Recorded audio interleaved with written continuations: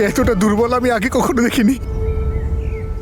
এমন মনে হচ্ছে যে পুরো ভেঙে পড়েছে ভিতর থেকে। কখনো ভাবিনি যে বাবাকে এইভাবে।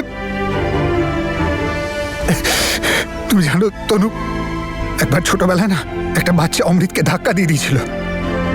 আমি গিয়ে ওই বাচ্চাটাকে উচিত শিক্ষা দিয়েছিলাম। তখন থেকে বলে বেড়াতো যে আমার দাদা বক্সার। এবার বুক চওড়া করে বলতো যেন যেন আমি ওর পার্সোনাল বডিগার্ড হই।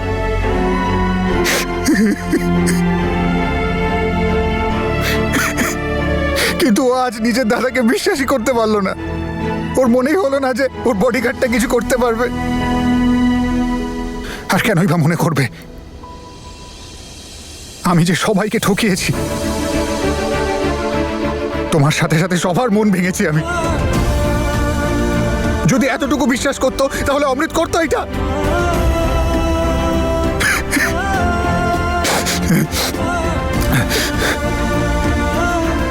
আমি তো সেই দিনটার আফসোস করি যেই দিন আমি জেসমিনকে প্রথমবার দেখেছিলাম। ওর ভালোবাসায় কি না কি করেছি আমি, সবার মন ভেঙেছি, সবাইকে কষ্ট দিয়েছি। কিন্তু তনু, অমৃত অমৃত আমার ছোট ভাই, আমার বাচ্চার মতো হয় আমার। আর যদি ওর কিছু একটা হয়ে যেত তো বীর, তনু সব শেষ হয়ে গেল। তনু সব শেষ হয়ে গেল। বীর, আমার কথাটা শোনো, কিচ্ছু হয়নি এখনো। আর এই সময়টা এরকম ভেঙে পড়ার নয়, এখন স্ট্রং হওয়ার সময়। তনু, হেরে গেছি আমি, পারবো না আমি আর। না বীর, যার নামই বীর সে কি করে হারতে পারে? আর আমি জানি যে তুমি আবার অমৃতের বিশ্বাস ঠিক জিততে পারবে, কারণ এখন তুমি সম্পর্ককে বুঝতে শিখেছো। আর সেগুলো টিকিয়ে রাখার জন্য তুমি সব করতে পারো। সম্পর্ককে সুন্দর করে রাখার ইচ্ছেই তোমায় শক্তি দেবে। তুমি খুব ভালো ভাই আর একজন খুব ভালো ছেলে।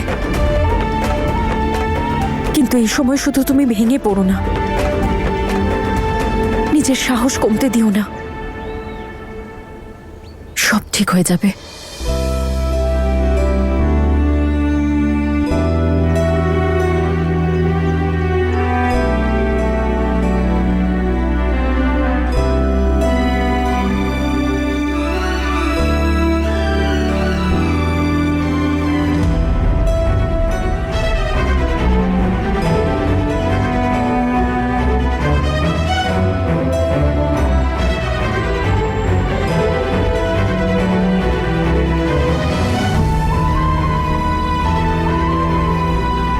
থ্যাংক ইউ তনু, আমাকে সামলাবার জন্য, আবার সাহস দেওয়ার জন্য।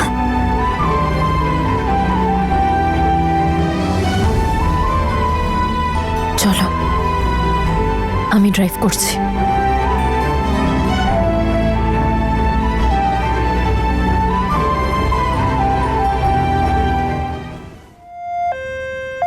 না, এখন চিন্তার কোনো কারণ নেই। আমি পরে ফোন করছি। কেমন? এখানে কিছু মেডিসিন আছে, আপনি বাইরে থেকে কিনে আনুন। অ্যাকচুয়ালি হসপিটালে এগুলো এখন অ্যাভেলেবেল নেই। কিন্তু আমি আমার ছেলেকে একা ছেড়ে কি করে যাব? আপনি চিন্তা করবেন না, আমি এখানে আছি। ঠিক আছে সিস্টার, কিন্তু আপনি ওকে একা রাখবেন না।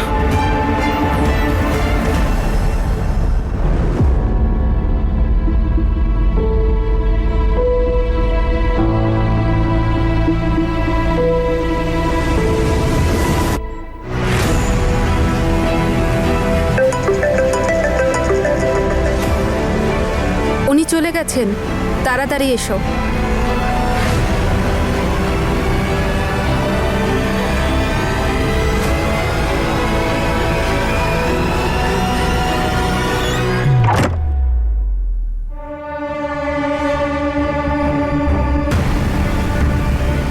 শুধু 10 মিনিট আছে তোমার কাছে, আর খেয়াল রাখবে কোনো চিৎকার চেঁচামেচি যেন না হয়। Thank you.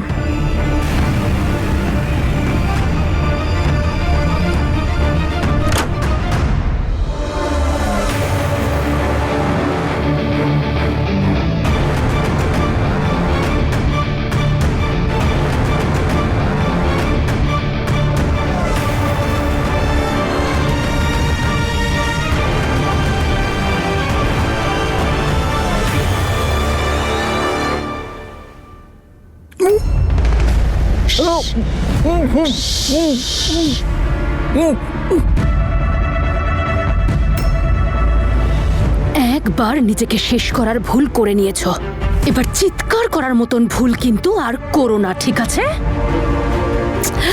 তুমি জানো তো যে তোমার যদি কিছু হয়ে যায় তাহলে আমার পুরো প্ল্যানটা চৌপাট হয়ে যাবে। তুমি জানো না নাকি, হ্যাঁ, যে এই প্ল্যানটা করার জন্য আমাকে অনেক কষ্ট করতে হয়েছে, নিজের মাথাটাকে কত খাটিয়েছি তুমি জানো?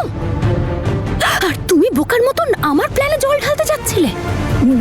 কি হয়েছে? কিছু বলতে চাও?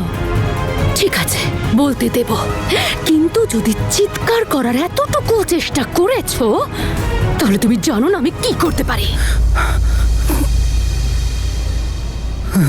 তোমারই জন্য স্টেপটা নিয়েছিলাম আমি। তুমি আমাকে ফাঁসি দিয়ে দিতে চাও না, কিন্তু আমি আমার ফ্যামিলিকে আর এইভাবে দেখতে চাই না। আমি আর সহ্য করতে পারছি না।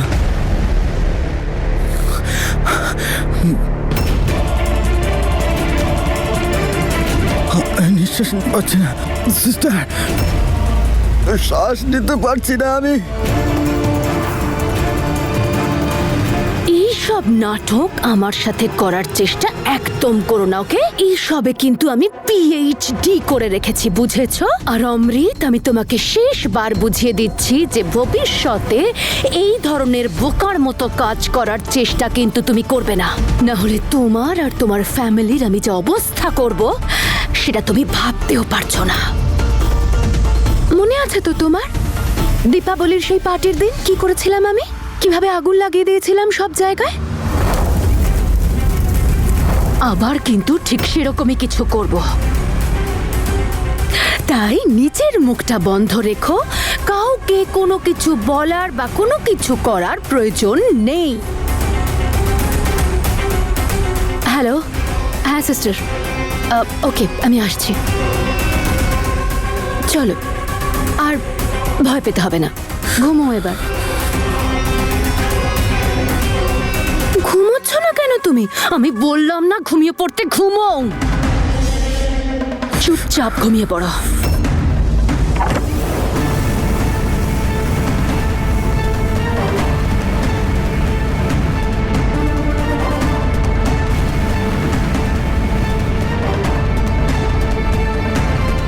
বাবা,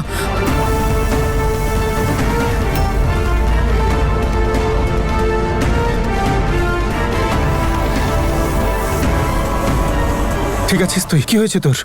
বাবা, বাবা, আমরা কালকে বাড়ি যাবো তো? হ্যাঁ বাবা, আমরা কালকেই বাড়ি যাব। তুই ঠিক আছিস তো? কোনো চিন্তা করিস না, তুই এখন দুর্বল, বিশ্রাম কর, নে শুয়ে পড়।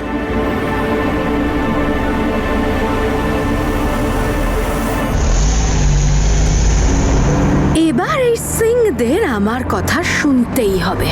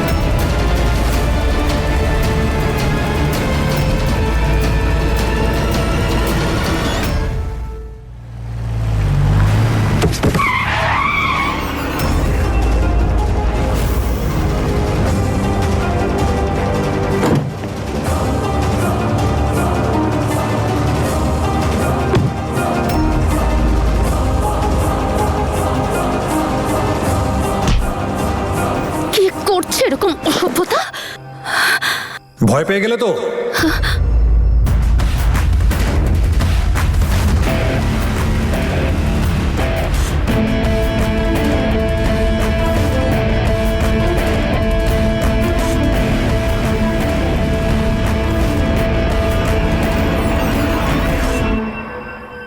ভয় সবাই পায় জেসমিন, আর অ্যাক্সিডেন্টে শুধুমাত্র চালকের দোষ হয় না। সেই জন্য আমার ভাইকে ভয় দেখানো বন্ধ করো। তোমার তোমার অবস্থা দেখে তো মনে হচ্ছে তোমার ভাইয়ের থেকে বেশি তুমি ভয় পেয়ে গেছো। ওর প্রাণের কোনো বড় বিপদ না হয়ে যায়, ওর আবার ফাঁসি না হয়ে যায়, কিংবা যাবজ্জীবন।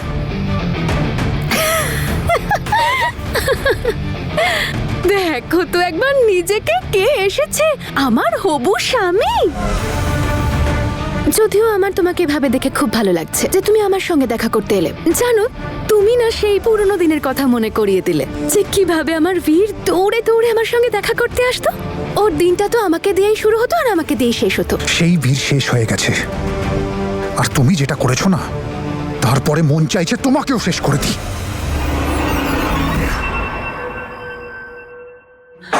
বাবা, বাবা দাঁড়াও, বাবা লেগে যাবে তোমার। বাবা, আর লাগুক চোট আমার, শেষ হয়ে যেতে দে আমাকে। বাবা এইসব কথা তুমি কেন বলছো এখন? অন্তত তুমি তো একটু বোঝো।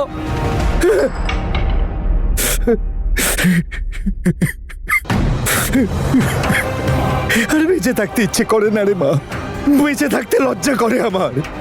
যখন নিজের মেয়েকে দেখি আমিও এইসব কাজ করছে, তখন আয়নার সামনে দাঁড়াতে পারি না আমি।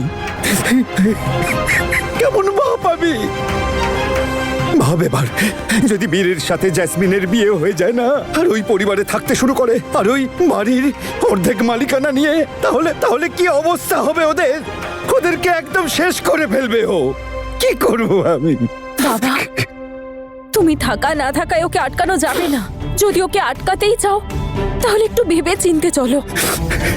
যদি তুমি ওদের সত্যি বাঁচাতে চাও তাহলে প্লিজ আমাদের কিছু একটা করতে হবে ওদের জন্য। শেষ করে ফেলতে চাও তুমি আমায়?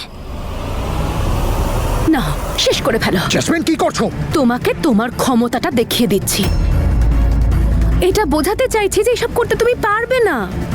তুমি যে এত মহান আর আদর্শবাদী ছেলে। তুমি যেটা করেছো না, অমৃতের কিছু হয়ে যেতে পারতো। ড্যামেট!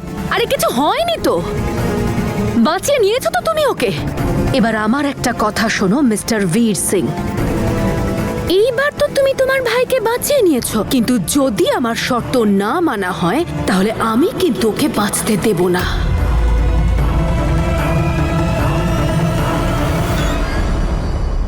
সেই জন্য বলছি বীর, বেশি মাথা খাটিও না। তুমি বিশ্রাম করো আর আমাকেও করতে দাও। আমার শর্ত মেনে নাও, সব কিছু এমনি ঠিক হয়ে যাবে। সব কিছু। তোমার কি মনে হয় তুমি যেটা করেছো তারপর তোমার সব শর্ত মেনে নেব? তোমার ভয়ে চুপচাপ লুকিয়ে থাকবো? কখনো নয়।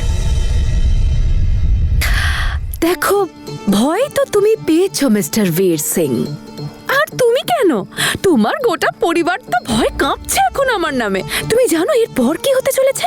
তোমার মা, আরে মানে আমার আন্টি, এবার তীর্থক্ষেত্রে যাবে, প্রার্থনা করবে যে হে ওপরওয়ালা আমার ছেলেকে তুমি বাঁচাও, ওর ফ্যামিলিকে খুশি রাখো। সবার জন্য প্রার্থনা করে শেষে আমার কাছে আসবে ভিক্ষে চাইতে। জেসমিন, তুই যা বলবি আমরা সব কিছু করতে রাজি। তুই যাকে বিয়ে করতে চাস আমি তার সাথেই তোর বিয়ে দিয়ে দেবো। তুই সিং পরিবারের বৌমা হতে চাস, তাই হবে। তোকে আমাদের সম্পত্তির অর্ধেক অংশও দিয়ে দেবো। তুই শুধু আমার ছেলেকে বাঁচা।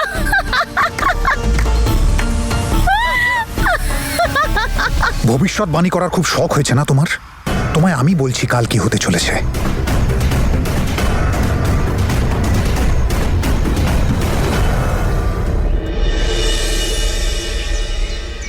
মা, আপনি একটা প্রমিস করুন আমাকে। এবার আপনি একদম কাঁদবেন না, মনে সাহস রাখবেন, আর একদম টেনশন করবেন না। কোনো না কোনো উপায় নিশ্চয়ই বের করা হবে। আসছি আমি এবার। তনু, একবার বাবার সাথে কথা বলো। এক্ষুনি লয়ারের সাথে কথা বলে এসেছে, নিচের ঘরেই আছে। লয়ার কিছু করতে পারবে না।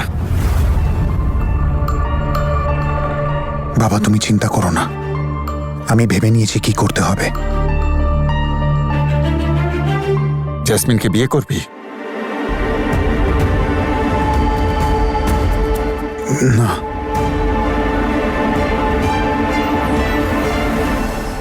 আমি অমৃতের সমস্ত দোষ নিজের ঘাড়ে নিয়ে নেব। আমি পুলিশকে বলবো যে এই অ্যাক্সিডেন্টটা আমি করেছি।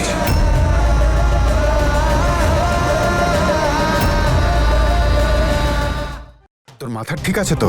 এটা কোনো সমাধান হলো? অমৃত আর তুই আমার প্রাণের থেকেও প্রিয়। একজনকে বাঁচানোর জন্য আমি অন্যকে হারাবো, এটা সম্ভব নয়। বাবা, অমৃত অনেকটা ছোট, কিচ্ছু বোঝে না, সেই জন্য এই সিচুয়েশনকে ভয় পাচ্ছে। আর জ্যাসমিন ওর এই উইকনেসটারই সুযোগ নিচ্ছে। বাবা, ও এই জিনিসটার সুযোগ নিয়ে সবার ওপর প্রেশার ক্রিয়েট করবে। ও না কোনোদিনও অমৃতকে শান্তিতে থাকতে দেবে, আর না আমাদের কোনোদিনও থাকতে দেবে।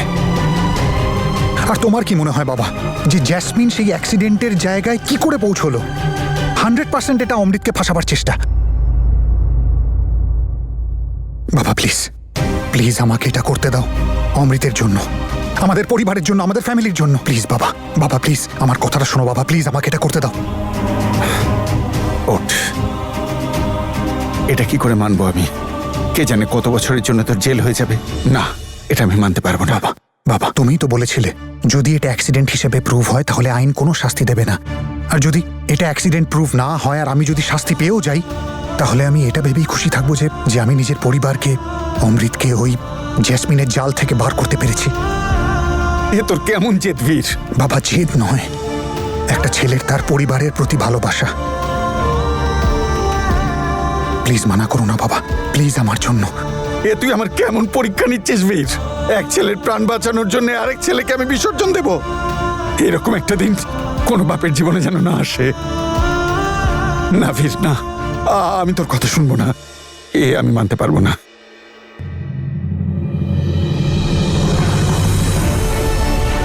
বাবা আমি এই বাড়ির সন্তান, আর সন্তানের দায়িত্ব নিজের পরিবারকে খুশি রাখা, তাকে রক্ষা করা। শত পুণ্য করলেই ভাগ্য মেলে। নিজের পরিবারের জন্য এই ত্যাগ স্বীকার করা ভাগ্যের ব্যাপার। আর তুমি মন খারাপ কেন করছো বাবা? আমি তো জেলেই যাচ্ছি, আমার জীবনটা তো আর বীর,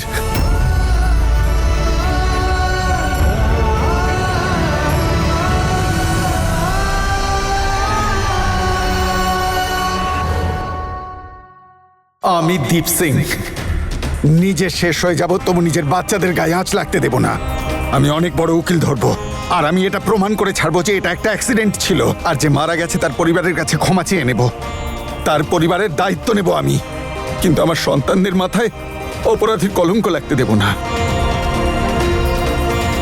আমি জানি আমার সন্তান কোনো অপরাধ করেনি। তাহলে বাবা আমাকে প্রমিস করো যে এই কথাটা শুধু তোমার আর আমার মাঝে থাকবে। তুমি কাউকে কিচ্ছু বলবে না এই ব্যাপারে। যদি কেউ জেনে যায় তাহলে আমাকে এটা করতে দেবে না। প্লিজ আমাকে প্রমিস করো, প্লিজ। আজ আমার বিশ্বাস হলো যে আমার বীরকে আমি আবার ফিরে পেয়েছি।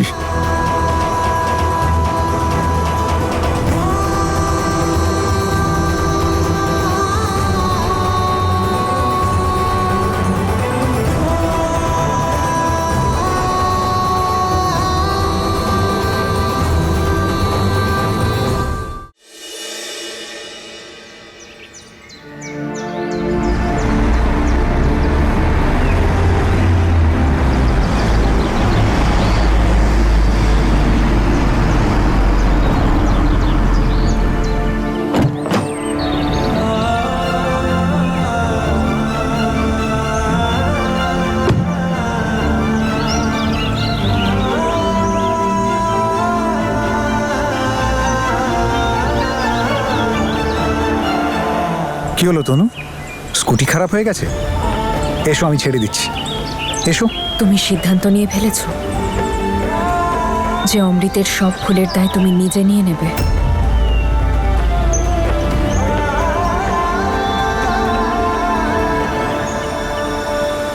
অমৃতের সাথে দেখা করতে যখন গেছিলাম তখন তোমার আর বাবার কথা শুনেছি। ডোন্ট ওয়ারি, আমি কাউকে কিচ্ছু জানাবো না। আমার এই জীবনটা আমার পরিবারের কোনো না কোনো কাজে তো আসবে। Are you sure?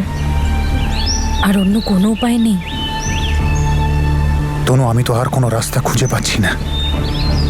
এর ফলে অমৃত নির্দোষ হয়ে যাবে, আর জ্যাসমিনও কারোর কিচ্ছু করতে পারবে না। তাহলে ওর সামনে নিজের হার মেনে নিলে? না তনু, আমি বরং ওকে এটা বলছি যে যেমনটা ও চায় তেমনটা কখনো হবে না, স্পেশালি তখন যখন ব্যাপারটা আমার পরিবারের। খুব কঠিন হবে সেটা বীর। নিজের পরিবারকেও তো কষ্টে দেখাটা বড় মুশকিল তনু।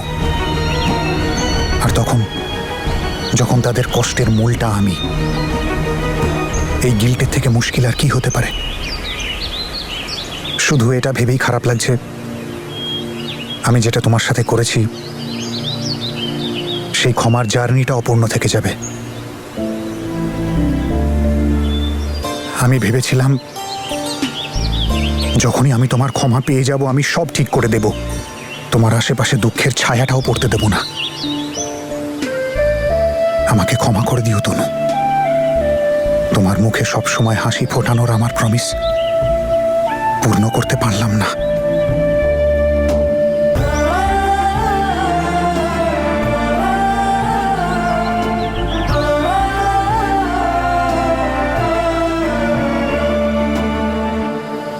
আচ্ছা, একটা কথা বলো, স্মাইল করানোর দায়িত্বটা কি শুধু তুমি একা নিয়েছো?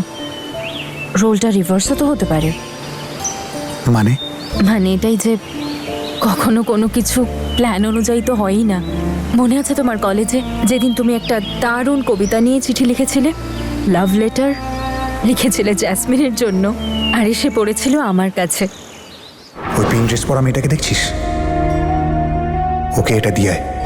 কে দিয়েছে? উনি। তুমি কলেজে পড়তে আসো না এইসব করতে? আচ্ছা, ওইটা। আর কি যেন লিখেছিলে তুমি? ভালোবাসার গরল কেউ বুঝে পান করে, প্রেমের বাঁধনে কেউ বুঝে বাঁধা পড়ে, সৌন্দর্যেই যদি ভেসে যায় এই মন, প্রেমের সাগরে তাহলে ভাসবে কি করে? তোমার এখনো মনে আছে? চিঠিটা ছিলই এত সুন্দর, কেউ কি করে ভুলতে পারে? তবে এই সুন্দর চিঠিটা কোথা থেকে নকল করেছিলে? আসলে দাদুর লাভ লেটার থেকে। উনি তো ছিলেন আমার শিক্ষাগুরু। কি সত্যি দাদু ভাই? আচ্ছা, তাহলে এইভাবে শুরু হয়েছিল তোমার এইসব।